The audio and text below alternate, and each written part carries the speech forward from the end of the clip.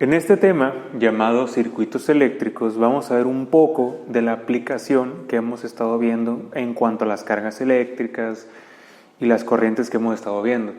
Entonces, un circuito eléctrico se define como una combinación de elementos conectados entre sí en forma adecuada con el fin de permitir el paso de los electrones.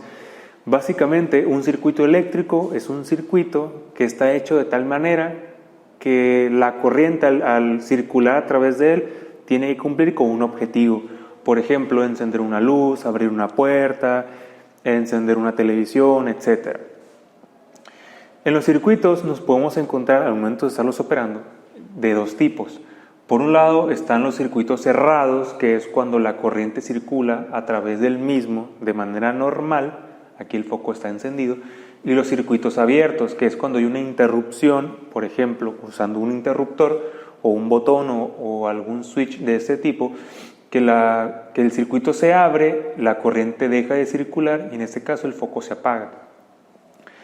Cuando se trata de hacer operaciones con los circuitos eléctricos, nos vamos a encontrar que hay circuitos de tres tipos. El primero es el circuito serie. Se llama circuito serie porque la corriente al circular por cada uno de los elementos que están aquí, primero va a circular por uno, posteriormente por el otro y así sucesivamente de manera seriada. Si aquí yo tuviera 5 elementos, tendría que pasar primero por el 1, después por el 2, luego por el 3, luego por el 4 y así sucesivamente.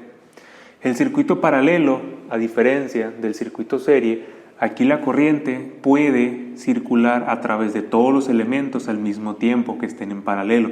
Por ejemplo, tengo una R1, una R2 y una R3. Entonces, la corriente al circular a través del circuito, ¿sí?, va a circular a través de R1, R2 y R3 al mismo tiempo. Posteriormente tenemos el circuito mixto, que el circuito mixto es una combinación de estos dos circuitos. Básicamente lo que vamos a encontrar son partes o sistemas dentro del circuito que van a ser paralelos o van a ser series y en este caso la metodología para resolverlos va a ser implementar ambas. Por ejemplo, para el circuito serie tenemos que la resistencia total del circuito, que son estas que están marcadas con R1, va a ser igual a la resistencia 1 más la resistencia 2 más la resistencia 3 y así sucesivamente.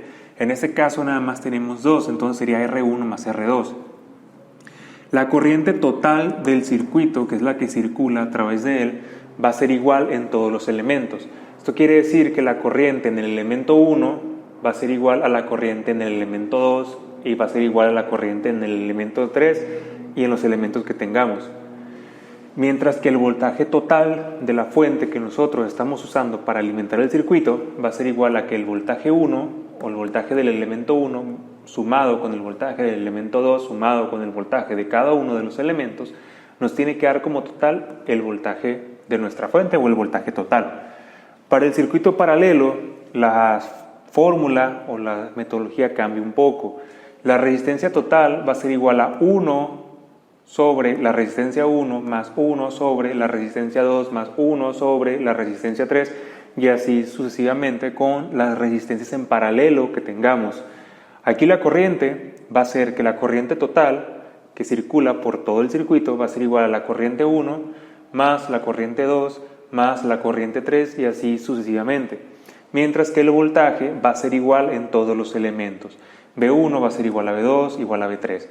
En este caso, si nosotros queremos resolver este circuito mixto, tendríamos que tomar esta parte y resolverla como un circuito paralelo y posteriormente tomar esta otra parte de acá y resolverlo todo en conjunto como un circuito en serie.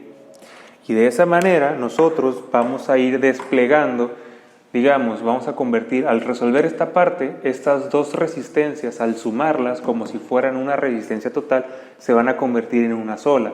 Y cuando se convierte en una sola, la podemos tomar como circuito serie y posteriormente utilizar las fórmulas para obtener el resultado. Recordemos que la resistencia se va a medir en ohms, la intensidad se va a medir en amperes y el voltaje en volts. Y aquí es un ejemplo muy claro que podemos, o donde podemos, mejor dicho, aplicar la ley de Ohm para poder obtener los otros elementos o el valor de los otros elementos que componen el circuito.